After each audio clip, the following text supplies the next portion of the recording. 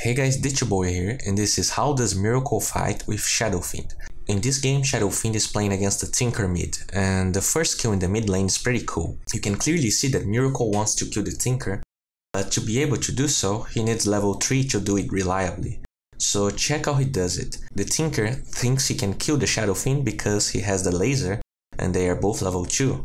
But by trying to deal damage to the Tinker and killing the ranged creep at the same time, with the same raise and retreating just a little bit to bait the Tinker, since he wants to go in, he used laser so he wants to right click the Shadow Fiend, he's able to dish 2 level 2 raises that completely take the Tinker by surprise. You can clearly see that the Tinker was not wrong here. If those were level 1 raises, he would have gotten the kill. Amazing bait and play by Miracle. Here we see another very interesting fight. A lot of players like to pop the haste as soon as they get it to try to kill the enemy mid, but that's very predictable and easy to deal with. So what Miracle does here is first use the raise to harass the Tinker and get a last hit, so it's not that obvious that he's prepping for a kill. Since the Tinker wants to attack the Shadow Fiend to make use of the laser he just popped, he ends up being in range for the second raise, and only then the Shadow Fiend pops the rune, and check how he refrains from attacking since he still has the laser debuff on. Unfortunately, to land the raise, he ends up having to be in tower attack range and ends up dying before killing the Tinker. Had he a raindrop or a magic stick, he would have probably gotten the kill first. In this other kill, the Lion ends up playing pretty bad and giving the kill, but he ends up serving as a bait to Miracle. Since he had that ward-giving vision at nighttime, he was able to retreat just enough to be sure he could land the 2 raises on the Tinker.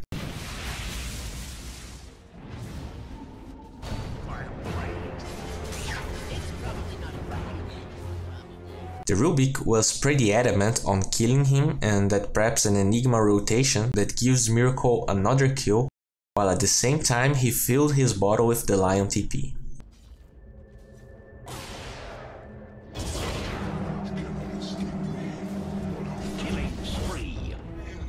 In this other clip, Miracle is going back to the lane with almost level 7.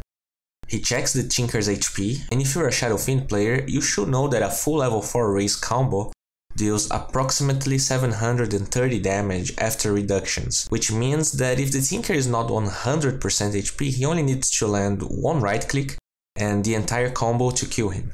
Now, landing it is the problem, and check how he does it. First, obviously he waits for level 7. He tries to land a raise to prep the kill but fails to do so, which makes him try to right click him once.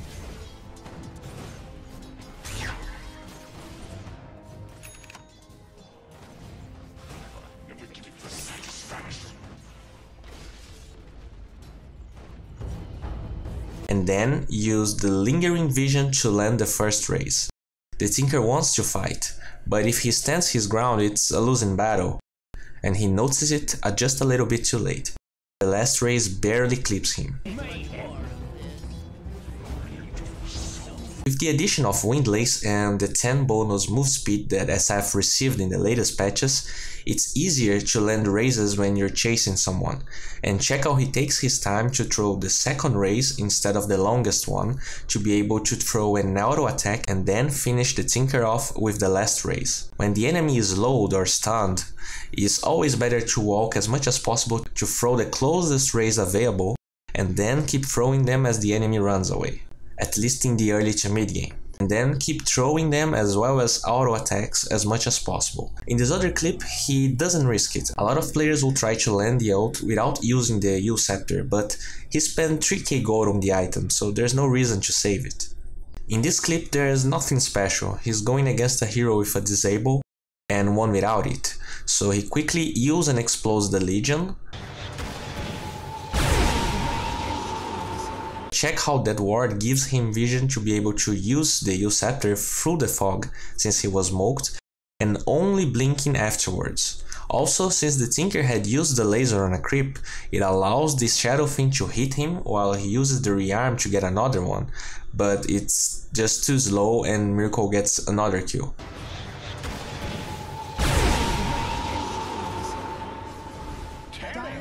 Since the Rubik used the lift, there is nothing he can do to the SF. The Slark is dead and he's not afraid of diving him to get another kill. From this point onwards, it feels like Radiant's team is stomping the Dire team, and that's pretty much it. But it doesn't take away from the points I highlighted. In this clip, for instance, the Enigma ults right as the Song of the Siren animation is going on, and we can see how he is able to deliver so many good raises. He clicks in the direction he wants to raise. A lot of people click to auto-attack someone, and many times the pathing system can send them through weird paths and they can't land the raise. But by clicking in a neutral location that is aligned with your target, he gets the Naga and the Slark right after.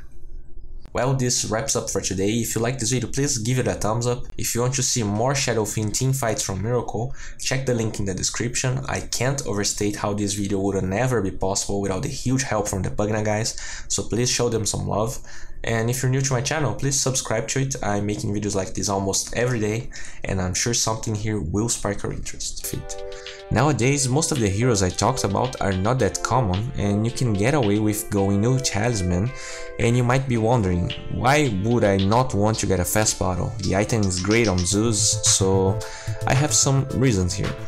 The first one is that Veil of Discord is pretty much a core item on the hero, and you're going to get a new talisman anyway, so having it in the beginning of the game where the early stats matter more and when your item slots are not a problem is a plus. 2.